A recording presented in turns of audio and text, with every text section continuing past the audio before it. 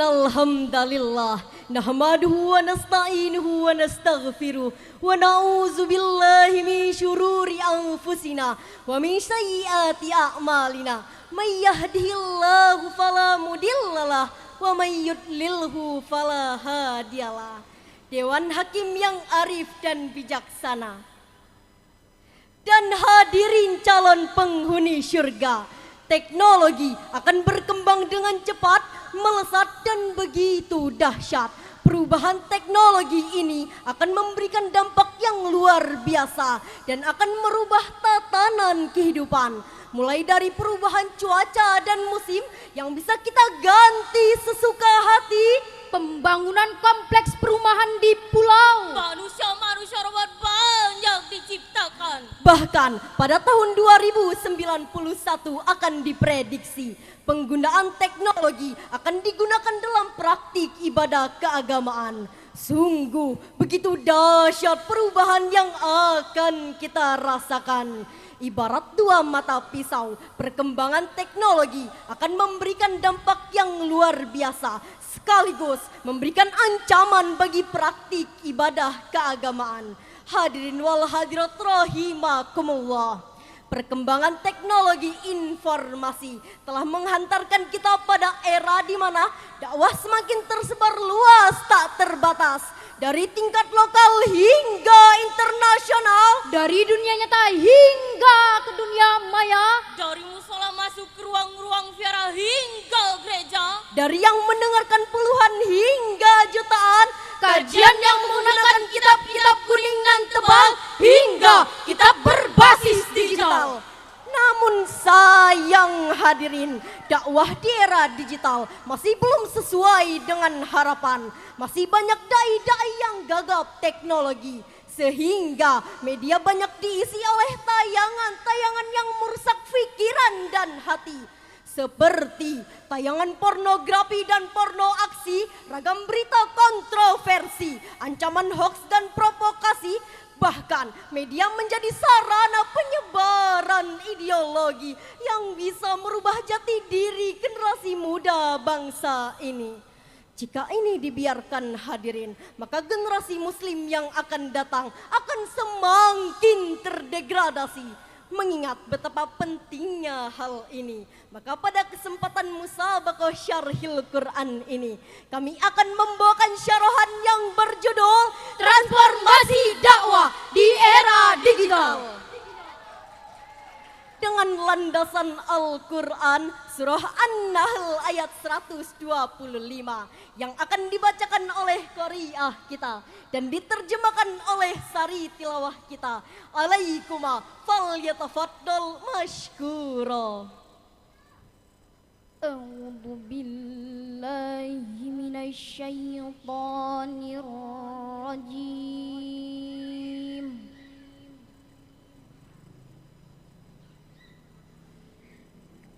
Bismillahirrahmanirrahim.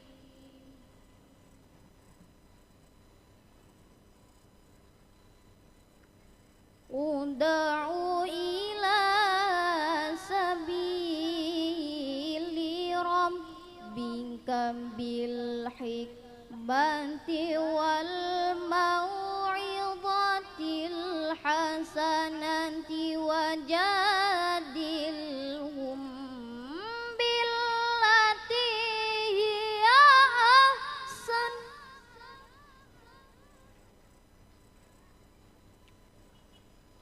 Inna rabbaka huwa a'lamu biman dhalla an sabilihi wa huwa a'lamu bil muhtadin.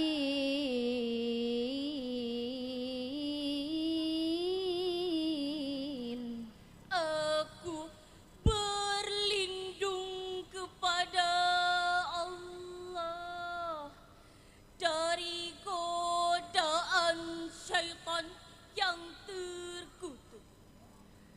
dengan menyebut nama Allah yang Maha Pengasih, Maha Penyayang. Serulah manusia kepada jalan Tuhanmu dengan hikmah dan pengajaran yang baik, dan berdebatlah dengan mereka dengan cara yang baik. Sesungguhnya Tuhanmu dialah yang mengetahui siapa yang sesat dari jalannya, dan dialah yang mengetahui siapa yang mendapat petunjuk. Hadirin wal hadirat rahimakumullah. Dalam perspektif ilmu balaghah, ayat tersebut menggunakan gaya bahasa kalam insya talabi dalam bentuk amar, yaitu sebuah ungkapan yang menunjukkan sebuah tuntutan dari atas kepada objek yang di bawahnya. Dari sini kita bisa simpulkan bahwa Allah Subhanahu wa Ta'ala menuntut kita untuk melakukan sebuah gerakan dakwah melalui pendekatan bil hikmati wal mau'izatil hasanah wajadilhum billati hiya ahsan. Bil hikmah di sini bisa dikatakan setiap orang harus didakwahi sesuai dengan keadaan, pemahaman, sambutan serta ketaatannya. Pandangan ini menunjukkan bahwa dakwah bersifat dinamis, yang artinya menyesuaikan diri dengan objek dakwahnya. Ibarat seorang dokter, seorang dai harus memahami kondisi pasiennya sehingga ia bisa dengan tepat menentukan jenis obat dan dosisnya. Dakwah dengan hikmah harus didasari dengan ilmu pengetahuan sebagai landasan. Demikian pula dakwah para wali songo, prinsip dakwah yang dipegang adalah Menang tanpa tanding dan lurung tanpa bala. melahirkan sebuah terobosan dakwah melalui pagelaran wayang, sehingga yang menonton tenang, senang, tertawa riang, tidak uring-uringan bisa sambil makan, pulangnya kenyang, tidak menimbulkan perpecahan, perkelahian, apalagi peperangan. Dahsyatnya hadirin, setelah pulang banyak di antara mereka yang memeluk agama Islam. Dengan demikian, dakwatun bil hikmah mendorong adanya transformasi dakwah di era digital dengan menghadirkan konten-konten dakwah yang indah, ramah, menggugah namun tetap berfaedah. Konten dakwah juga harus dibuat unik, asyik dan menarik sehingga anak-anak yang kecanduan main game lebih memilih mendengarkan tilawah. Mak-mak yang biasa mencari berita artis idaman beralih ke tayangan pengajian. Anak muda yang biasa asyik mendengarkan lagu beralih menuntut ilmu. Enggak mau ketinggalan. Bapak-bapak yang biasanya asyik menonton bola di rumah Lebih memilih mendengarkan ceramah.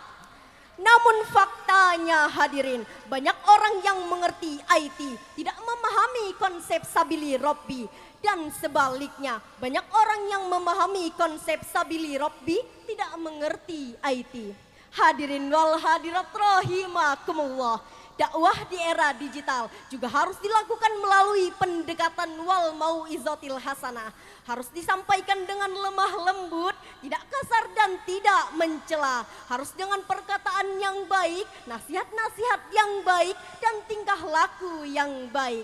Dakwah itu harus menginspirasi, bukan memprovokasi, apalagi memancing emosi. Yang mengajak, Bukan mengejek, yang menyebarkan kebaikan, bukan kebencian, yang menghadirkan rahmat, bukan laknat, yang merangkul. bukan memukul. Hadirin wal hadirat rahimakumullah, begitu besar peluang dakwah di era digital melalui media sosial. Namun fakta di lapangan menunjukkan bahwa konten dakwah masih belum menjadi siaran favorit dan jarang viral. Sekalinya viral biasanya tentang isu Islam yang radikal dan fundamental. Konten-konten hiburan seperti drama Korea, musik orkestra, ragam olahraga, berita artis dan rumah tangga mereka lebih diminati oleh masyarakat Indonesia dibanding dengan ceramah agama. Semangat dalam mengajak kebaikan dan mencegah kemungkaran harus tertanam dalam diri kita semua. Allah Subhanahu wa Ta'ala telah memberikan kita gelar khairu ummah sebagai umat terbaik. Sebagaimana Allah berfirman di dalam Al-Quran surah Al-Imran ayat 110. Kuntum khaira ummatin ukhrijat linnasi ta'muruna bil ma'rufi wa tanhauna 'anil munkar.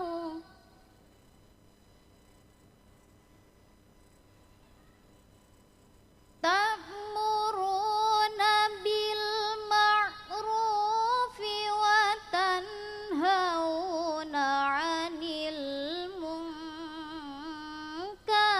wa tu'minuna billah.